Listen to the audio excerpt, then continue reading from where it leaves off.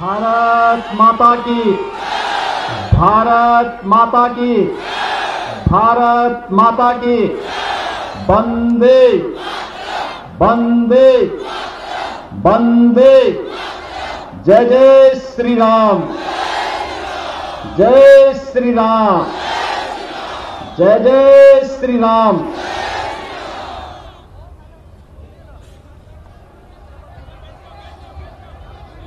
सरदे राईस, सरदे आई हकल, बाई हकल, सरदे देवता हकल, भाई हकल, मोर हेवा ग्रहण करीबो। आरु लोगोते आगंतुक रोगाली बिहुर ओ लोग ग्रहण करीबो। मंच पर आसीन भारतीय जनता पार्टी के राष्ट्रीय महासचिव और माननीय सांसद श्री दिलीप सेकिया जी, जिलाध्यक्ष श्रीमान अनूप देव जी, होजाई विधानसभा क्षेत्र से लोकप्रिय प्रत्याशी श्रीमान रामकृष्ण घोष जी, लालडेंग विधानसभा क्षेत्र से प्रत्याशी श्री शिवू मिश्रा जी, भारतीय जनता पार्टी के स्टेट एग्जीक्यूटिव मेंबर श्री उत्तम दास जी, समीर चक्रवर्ती जी, अर्जुन मजूमदार जी, सुशील दत्त जी, रमाबाला देवी जी, मंडल के सभी अध्यक्षगण और भारी संख्या में उपस्थित होजाई विधानसभा क्षेत्र से जुड़े हुए मेरे सभी भाइयों बहनों,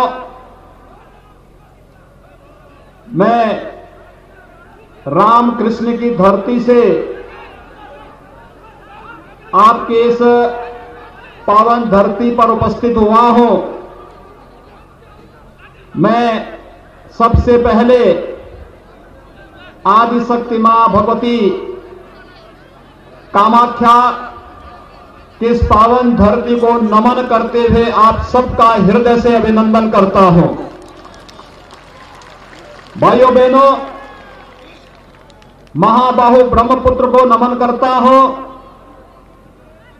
भारत की लाल नदी के रूप में विख्यात और असम के सुख दुख, समृद्धि और यहां की सभ्यता संस्कृति की वाहक महाबाहु ब्रह्मपुत्र, जो यहां के सपनों को, यहां की आकांक्षाओं को और असम की सच्चाई का संवाहक भी है, इन सब की प्रतीक महाबाहु ब्रह्मपुत्र को नमन करते हुए भारत रत्न भूपेन हजारिका ने अपने एक प्रसिद्ध गीत में महाबाहु ब्रह्मपुत्र महामिलनोर तीर्थ, इस भाव के साथ इसकी महिमा का गान किया है।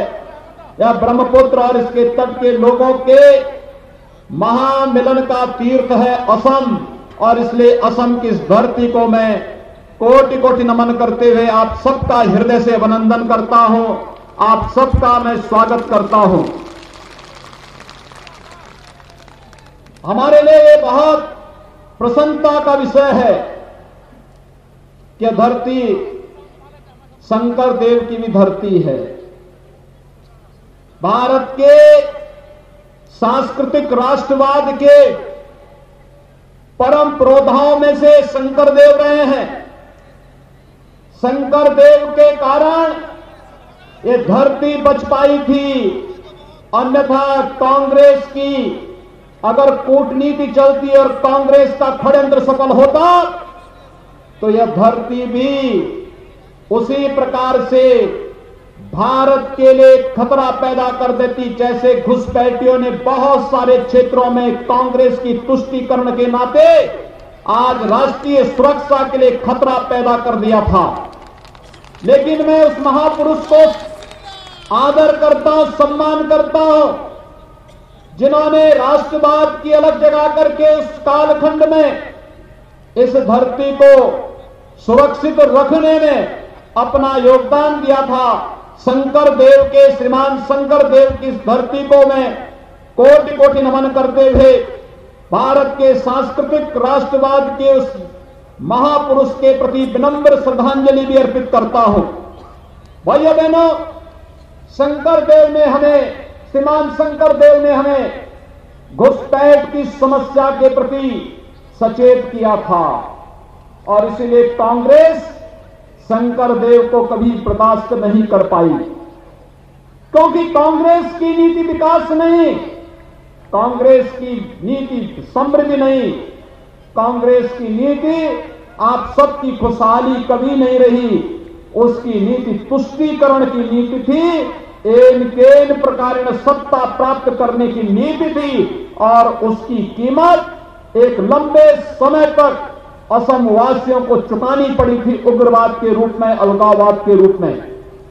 मैं अभिनंदन करूंगा आप सबका कि आपने पिछली बार भी भारतीय जनता पार्टी को समर्थन देकर के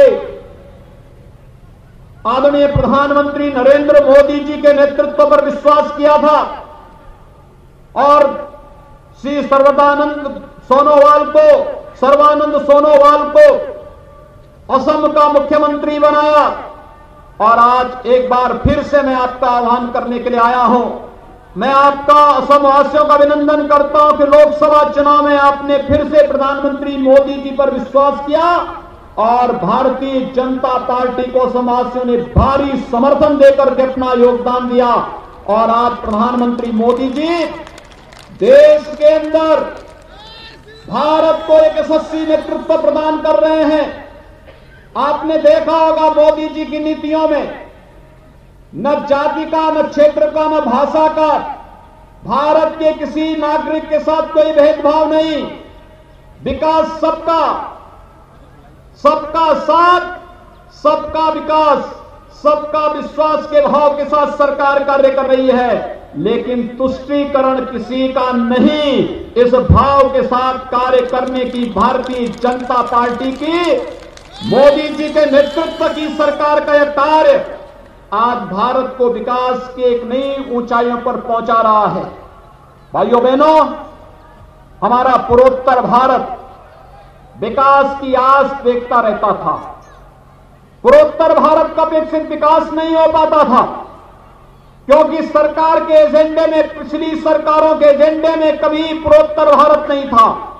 लेकिन प्रधानमंत्री मोदी जी ने लुक ईस्ट नीति को ही लागू नहीं किया, बल्कि लुक एक्ट ईस्ट नीति के तहत प्रत्येक मंत्री के लिए बाध्यकारी क्या उस सप्ताह में एक दिन कम से कम वह पूर्वोत्तर के राज्यों में बिताएगा और अपने विभाग के, अपने मंत्रालय की नीतियों की समीक्षा करेगा, जमीन पर जाएगा, गरीबों को शासन की योजनाओं का लाभ कितना मिल रहा है और नागरिकों को कितना मिल रहा है, इसका अवलोकन करेगा और फिर उसकी स्वयं समीक्षा प्रधानमंत्री मोदी जी के द्वारा किया जा रहा है। आज इसका परिणाम असम समेत पूरा पूर्वोत्तर भारत अष्ट सिद्धि के रूप में 8 राज्य विकास की जिन नई ऊंचाइयों को छूते हुए दिखाई दे रहे हैं, ये सचमुच अभिनंदनीय है। मैं प्रधानमंत्री मोदी जी का इसके लिए हृदय से अभिनंदन करता हूं, उनका स्वागत करता हूं। भाइयों बहनों, जब यशस्वी नेतृत्व किसी देश को प्राप्त होता है तो हर एक क्षेत्र में देश को यशस्वी नेतृत्व प्रदान करता है। विगत 1 वर्ष पूरी दुनिया के लिए, पूरे भारत के लिए कोरोना की महामारी के रहे हैं। आपने देखा होगा कोरोना महामारी के कारण प्रधानमंत्री मोदी जी के नेतृत्व में जो पूरे देश के अंदर एक विश्वास जागृत हुआ, गरीबों को मुफ्त में खाद्यान्न उपलब्ध कराना प्रधानमंत्री कल्याण गरीब पैकेज के माध्यम से, और आत्मनिर्भर भारत की जिस परिकल्पना को साकार किया है प्रधानमंत्री मोदी जी ने, आज वह एक नए भारत भव्य भारत की तस्वीर हम सबके सामने प्रस्तुत करता है, जो अब भारत दुनिया की एक महाताकत बनने की ओर अग्रसर है। आपने भाइयों बहनों अभी हाल ही में अमेरिका के राष्ट्रपति बाइडेन के वह वक्तव्य सुना होगा जिसमें उन्होंने प्रधानमंत्री मोदी जी का अभिनंदन किया है, जिसमें उन्होंने कहा है कि भले ही कोरोना से प्रबंधन किसका कैसा रहा यह समय बताएगा, लेकिन प्रधानमंत्री मोदी जी के प्रबंधन का लोहा दुनिया ने माना है। और यही नहीं, अपने देश के नागरिकों के लिए 2 वैक्सीन एक साथ देने का कार्य भी प्रधानमंत्री मोदी जी ने किया। और न केवल भारत को बल्कि भारत के मित्र देशों को बचाने का कार्य भी भारत के कोरोना वैक्सीन के माध्यम से प्रधानमंत्री मोदी जी ने किया है। भाइयों बहनों, आज एक बार फिर से हम सबको मोदी जी के नेतृत्व में जैसे कोरोना प्रबंधन का बेहतरीन कार्य भारत के अंदर हुआ है, वैसे ही हम लोगों को एक बार फिर से न केवल कोरोना के खिलाफ इस लड़ाई को जीत के अंतिम लक्ष्य तक पहुंचाना है, बल्कि कोरोना के खिलाफ जैसे विजयी असम के लोग बने हैं, ऐसे ही इस चुनाव में भी, विधानसभा के चुनाव में भी हम सबको भारतीय जनता पार्टी के नेतृत्व में, प्रधानमंत्री नरेंद्र मोदी जी के नेतृत्व में जो कार्य पूरे देश के अंदर चल रहे हैं, डबल इंजन की सरकार के लिए असम के अंदर भारतीय जनता पार्टी आवश्यक है। यही आह्वान करने के लिए आज मैं आप सबके बीच में यहां पर उपस्थित हुआ हूं। भाइयों बहनों, मेरे लिए यह धरती इसलिए भी अत्यंत पूज्य है क्योंकि इस धरती ने महान साहित्यकार दिए हैं। पद्मकांत नाथ इसी धरती में पैदा हुए थे। असमी साहित्य के महान साहित्यकार थे। डॉक्टर सर्बानंद देव गोस्वामी और खेल जगत से जुड़े हुए कमल दत्त होजाई भी इसी धरती पर पैदा हुए थे। हम सबको अपनी इन विभूतियों पर गौरव की अनुभूति करनी चाहिए। इन्होंने देश और दुनिया के अंदर न केवल होजाई का बल्कि असम के नाम को एक नई ऊंचाई देने का कार्य किया था। और इन विभूतियों के कारण ही आज असम अपनी सभ्यता, अपनी संस्कृति, अपनी परंपरा, अपनी समृद्धि और यहां का नौजवान अपनी ऊर्जा और अपनी ओजस्विता के लिए देश और दुनिया में पूरे सम्मान के साथ आज उसे हर जगह सम्मान प्राप्त हो रहा है। इसके पीछे इस धरती पर पैदा होने वाले महापुरुषों का योगदान रहा है। और भाइयों बहनों, इसीलिए आज एक बार फिर से मैं आप सबका आह्वान करने के लिए आया हूं। यह देश वर्तमान में प्रधानमंत्री मोदी जी के नेतृत्व में जिस मजबूती के साथ आगे बढ़ रहा है, आपने देखा होगा विगत 6 वर्षों के दौरान प्रधानमंत्री मोदी जी के नेतृत्व में भारतीय जनता पार्टी की सरकार ने विकास की योजनाओं को हर एक नागरिक तक पहुंचाने में किसी प्रकार की कोई कोताही नहीं की। हमने किसी की जाति, किसी का मत, किसी का मजहब, किसी की क्षेत्र, किसी की भाषा को नहीं देखा। हमने तो कहा सबका साथ, सबका विकास। प्रधानमंत्री आवास सबको मिलेगा। उज्ज्वला योजना में रसोई गैस का कनेक्शन सबको प्राप्त होगा। उजाला योजना के अंतर्गत एलईडी बल्ब ये सबको प्राप्त होगा। सौभाग्य योजना के माध्यम से हर घर बिजली देने का काम होगा। और जल जीवन मिशन के अंतर्गत हर घर नल के माध्यम से सबको शुद्ध पेयजल की आपूर्ति करने का कार्य भी करेंगे। यह प्रधानमंत्री मोदी जी ने किया। आयुष्मान भारत के अंदर हर नागरिक को 5 लाख रुपए की स्वास्थ्य बीमा का कवर देने का कार्य भी करेंगे। और प्रधानमंत्री कृषि सिंचाई योजना के माध्यम से हर खेत को पानी पहुंचाने का कार्य भी करेंगे। ये प्रधानमंत्री मोदी जी की योजना का हिस्सा है। इसमें कहां जाती है, यहां पे कहां मत और मजहब की बात आती है? यहां पे तो विकास सबका, योजनाओं का लाभ सबको, एक नीति के तहत विकास की योजनाओं को घर घर, गांव गांव तक पहुंचाने का कार्य क्या करने का जो प्रयास हुआ है, आज भाइयों बहनों वो हर एक क्षेत्र में देखने को मिल रहा है। लेकिन साथ साथ बड़े इंफ्रास्ट्रक्चर के कार्य होने चाहिए। कहीं हाईवे, कहीं रेलवे, कहीं एयरपोर्ट, कहीं आईआईटी, कहीं मेडिकल कॉलेज। और मुझे प्रसन्नता है इस होजाई विधानसभा क्षेत्र में भी एक नए मेडिकल कॉलेज के निर्माण की स्वीकृति को यहां के माननीय मुख्यमंत्री श्री सोनोवाल जी ने यहां के लिए स्वीकृत किया है। एम्स के निर्माण की कार्रवाई युद्ध स्तर पर आज देश के अलग अलग स्थानों पर प्रारंभ हुआ है। इंफ्रास्ट्रक्चर डेवलपमेंट के माध्यम से विकास की एक नई गति देने, परंपरागत उद्यम को बढ़ावा देने के लिए आत्मनिर्भर भारत, वोकल फॉर लोकल की परिकल्पना को प्रधानमंत्री मोदी जी ने भारत के नागरिकों को दिया। लेकिन साथ साथ भाइयों बहनों, आप याद करिए, हम कश्मीर के लिए लड़ा करते थे, कहा करते थे एक देश में 2 प्रधान 2 विधान 2 निशान नहीं चलेंगे, नहीं चलेंगे। 1952 में कांग्रेस ने तुष्टीकरण की नीति को पोषक करते हुए भारत के संविधान में धारा 370 डाल करके कश्मीर को आतंकवाद के हवाले कर दिया था। और बंगाल की धरती पर पैदा होने वाले डॉक्टर श्यामा प्रसाद मुखर्जी ने तब उद्घोष किया था, एक देश में 2 प्रधान 2 निशान और 2 विधान नहीं चलेंगे। डॉक्टर श्यामा प्रसाद मुखर्जी के सपने को साकार किया है प्रधानमंत्री मोदी जी ने और गृह मंत्री अमित शाह जी ने। कश्मीर में धारा 370 को समाप्त करके आतंकवाद की ताबूत पर अंतिम कील ठोकने का कार्य नहीं किसी ने किया, प्रधानमंत्री मोदी जी ने किया है। आज भाइयों बहनों, होजाई के लोग भी, अगर होजाई का नौजवान भी अगर चाहेगा, कश्मीर में जाकर के जमीन खरीद सकता है, वहां निवास कर सकता है, कोई आपको रोक नहीं सकता है। लेकिन कांग्रेस ने पाबंदी लगाई थी कि होजाई या असम का नागरिक जम्मू कश्मीर में जमीन नहीं खरीद सकता। और तो और मैं जब भी जाता हूं, आज प्रातः काल मुझे मां कामाख्या का दर्शन करने का सौभाग्य प्राप्त हुआ था। मैं जैसे ही मंदिर परिसर में पहुंचा, मैंने वहां प्रणाम किया, तब तक मुझे चारों ओर से एक नारा सुनने को मिला। मां कामाख्या देवी के प्रति लोगों के मन में अपार श्रद्धा का भाव है।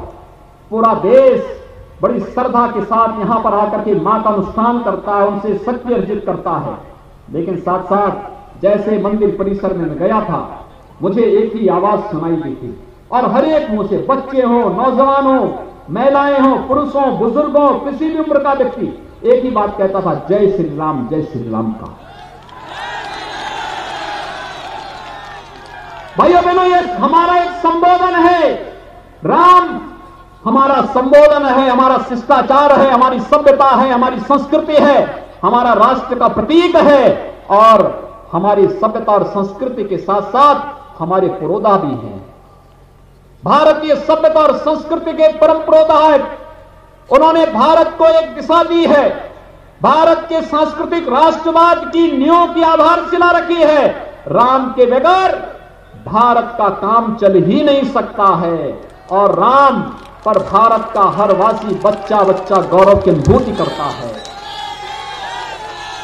भाइयों बहनों, हम लोग कहा करते थे कि रामलला हम आएंगे, मंदिर वहीं बनाएंगे, यही बोलते थे ना।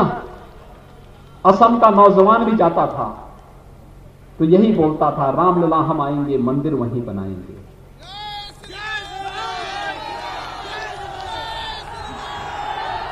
लेकिन इस सपने को साकार किया है, इस सपने को भी साकार किया है प्रधानमंत्री मोदी जी के नेतृत्व में। भारतीय जनता पार्टी की सरकार ने सारी बाधाओं को दूर करके आज अयोध्या में भगवान राम का भव्य मंदिर के निर्माण का कार्य युद्ध स्तर पर प्रारंभ हो चुका है। और मैं अभिनंदन करूंगा असम वासियों का कि भाइयों बहनों, अभी राम मंदिर निर्माण के लिए जो निधि समर्पण की योजना थी, उसमें असम के नागरिकों ने भी बहुत अच्छा योगदान किया है। मैं इसके लिए आपका अभिनंदन करता हूं, आपका आभार व्यक्त करता हूं। आपके द्वारा दिए गए समर्पण से भगवान राम का भव्य मंदिर बनेगा, भारत माता का ऐसा भव्य मंदिर बनेगा जो नए भारत की नई तस्वीर दुनिया के सामने रखेगा।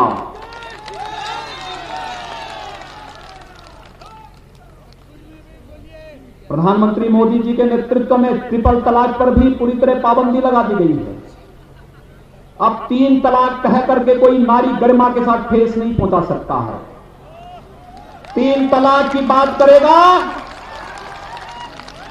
तो जेल के अंदर भारत की जेलें उसका इंतजार करेंगी। ये सुरक्षा देने का कार्य भी बहन और बेटियों को किसी ने किया है, प्रधानमंत्री मोदी जी ने किया है। और भाइयों बहनों, अगर दुश्मन देश भारत के अंदर घुसपैठ करके भारत के अंदर किसी प्रकार की कोई गुस्ताखी करेगा तो एयर स्ट्राइक और सर्जिकल स्ट्राइक का काम भी प्रधानमंत्री मोदी जी के नेतृत्व में भारत के बहादुर जवानों ने करके दिखाया है। सरकार तो ऐसी ही चाहिए जो विकास भी करा सके, समृद्धि भी ला सके, नौजवानों के लिए रोजगार भी दे सके, हमारी माता और बहनों की गरिमा का ख्याल भी रख सके और साथ साथ सभ्यता और संस्कृति की सुरक्षा के साथ ही भारत को परम वैभव तक पहुंचाने के सपने को साकार करके एक भारत श्रेष्ठ भारत की परिकल्पना को साकार कर सके। और यह कार्य प्रधानमंत्री मोदी जी के नेतृत्व में पूरे भारत के अंदर चल रहा है। असम के अंदर सर्बानंद सोनोवाल जी के नेतृत्व में यह कार्य भारतीय जनता पार्टी की सरकार ने पिछले 5 वर्षों के अंदर किया है और अगले 5 वर्ष के लिए आप सबका समर्थन और सहयोग प्राप्त करने के लिए एक बार फिर से हम सब आपके बीच में यहां पर उपस्थित हुए हैं। और इसके लिए मैं आप सबसे आह्वान करूंगा, होजाई से भारतीय जनता पार्टी ने श्री रामकृष्ण घोष को अपना प्रत्याशी बनाकर के आपके बीच में भेजा है और श्री शिबू मिश्रा को लालडिंग से भी भारतीय जनता पार्टी ने अपना प्रत्याशी दिया है।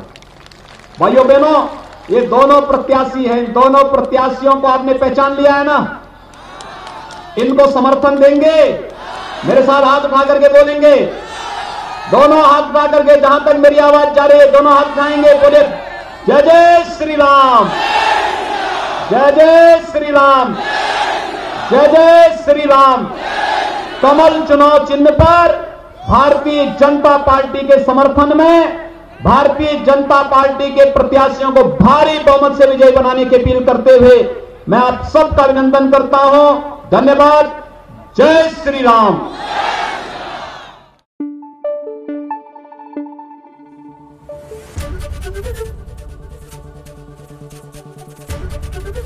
एबीपी न्यूज आपको रखे आगे।